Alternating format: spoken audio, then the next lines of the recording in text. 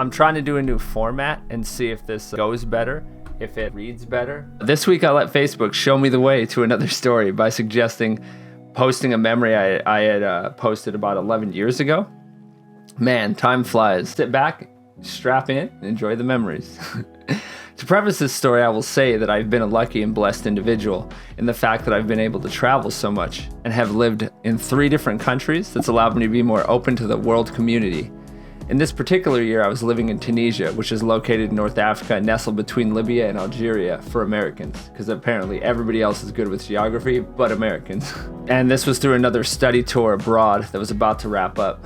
So my brother Tom, my twin, my stunt double, came to meet me there, and from Tunisia we flew to Italy, but more specifically, Rome for the first leg of our Italy trip, which we went to Florence, then Milan, I believe. And after that, Tom flew back, I think, to Iraq, and I flew to China and stayed with Ben and Queenie for about the entire month of December, I believe. But we arrived in the airport like any other time with the usual corralling of passengers to and from the airplane, down the escalators to baggage claim, ending to the inevitable finale of finding transport to the hotel or a hostel, in our case. I never stayed at a hostel until I traveled with 2 of my program mates, Will and Eddie, to Spain over the Arabic holiday of Eid al-Adha. I think I pronounced it right. It was a fantastic experience that I wanted to share with Tom because it was cheap and easy to find people I'd never meet if I wasn't staying in a hostel. Some of these people I still talk to, actually. Me and Tom got off the train, started to walk down the streets that looked oddly familiar but still alien to us. For people who have traveled abroad, you'll understand what I mean because you find similarities in areas that are foreign, but you try to make it seem similar to where you came from. So we arrived at night, which is always a great idea for finding addresses and streets in the new city. And as we looked around, bogged down with our luggage and exhaustion of travel, we started to wonder if we were heading in the right direction. The year was 2010 and I didn't have a cell phone, so no electronic directions, navigation, or help. The only information guiding our advances were the directions that I had printed out from the hostels.com website in the corner of the listing for the place we were about to lay our heads. The place we were wandering around was a neighborhood, and it didn't seem like the place where a hostel would be. I must point out that my brother hates being lost and wandering around, so it was imperative we found our housing ASAP. And as I looked down at the directions, I was halted by the house addresses that was across the street because it matched the one on the piece of paper. We'd arrived. It looked similar to a house, but it was about 3 to 4 stories tall, if memory serves. And it seems a bit shabby, but looked like a house with character. It resembled something you'd see in a Harry Potter movie, with those hallways that were closed in and had an aroma of time, wrought experience. The overall smellscape that came to mind was ancient people that toiled in the fields covered in soot and ash. The staircase, hallways, and rooms were small with a feeling of asphyxiating closeness. The shower was unisex, but the door could lock.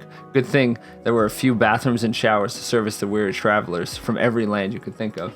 I think there was bathrooms every single floor. I think it was only 4 to 5 floors. I said 3 to 4, but I can't remember. I had a habit from traveling the world so often that I would go to the common area of any hostel I was staying at and start to make conversation to find out who I could meet and if I could form a little traveling party to venture around with. After me and Tom slept for the night, showered and gathered ourselves for the day of adventure, we went out into the city to find out how ancient and inviting the city of Rome could be. As the morning sun turned to midday, then the night, we slithered back to our hostel, wanting to get some food and relaxation, not to mention some internet to document and upload our daily experiences. The first set of people we met were 4 students that were studying in Germany but would travel to different countries on the weekend. What caught my eye was that they were sitting at a table and had books and notebooks out on the table and seemed to be deep in thought. After talking to them for a short while, we got to meet some other people, some from Portugal, some from Australia, Spain, and many other places around the world. To keep this story moderately short, I will gloss over the stories in intricacy. Just know that the culmination of these people made the picture I'm focusing on this week. After a few days of getting to know each other, we became fast friends, and before we knew it, we were talking about how to properly celebrate one of these friends' birthdays. The attendant of the hostel was a hilarious young man that was loud, overjoyed, flamboyant, and fun. He was interested in some of our new friends, and these friends weren't in that part of the pool, so to speak. He seemed unfazed and was ready to continue as our jovial guide to a night of mischief. Me and Tom were being our usual selves, making some of the people frustrated with our attempts at humor. One man that was from Spain, I think, who was in Rome for a job and living out of the hostel until he could secure a better living situation. He was older than the two of us, with brown hair and glasses to which were fixed to a sturdy face that could be misconstrued as a stern look gazing into nothing. He was kinder than he looked and had great concern with me and Tom's plans to go to Naples. He said that the area was a bastion for crooks, thieves, and pickpockets, so it would be better not to go and see some other area of Italy. To that piece of advice, me and Tom said in a joking tone, "You mean we shouldn't walk around with money coming out of our pockets and hundreds hanging out of our back pocket?" Which made the man angry and frustrated.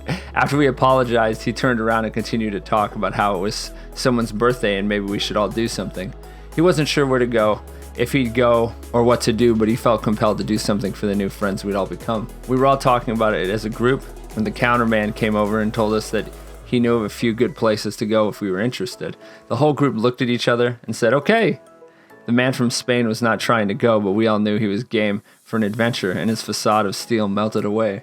Everyone in the group started getting ready, and with a rush of soap, steam, clothing changes, and facial styling, we were all gathered back at the entrance waiting for an attendant to get off shift. We were chatting and talking about where we'd been, what we've seen, and where we were planning on going. The attendant got off shift and our adventure began. To the streets we went looking for the next stop in our international circus. We followed our own P.T. Barnum as he was laughing, talking, and making noise the entire way in the streets for a while until the attendant told us he thought he knew where he was going.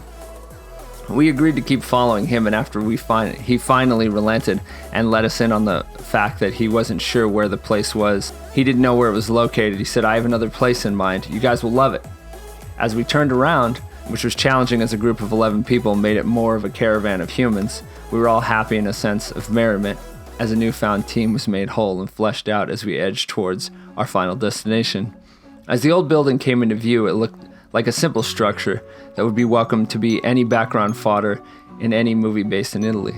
The old architecture that seemed to be prevalent in the mid-centuries was apparent and is stale, but still increasingly interesting.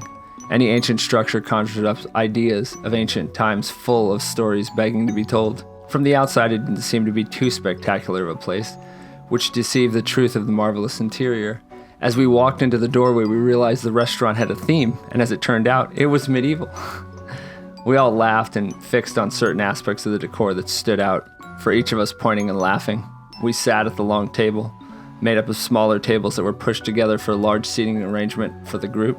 After we got situated and looked over the menu, our guide said there was something that was special and would be great to order. And as certain items shined above all others, a cup that was set in a holster, which doesn't sound special, but it was the oddest thing I'd seen in my life. As the night moved on, we talked and carried on talking about experiences, memories, and fascinating discussions we could have long into the night.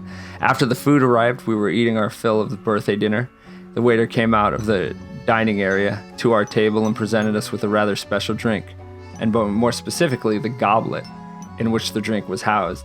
It was a horn that was about 2 feet long, polished and disinfected to make it a proud vessel for drinking. It looked like something out of the show Vikings, and a question that might come to mind is, how do you set it down?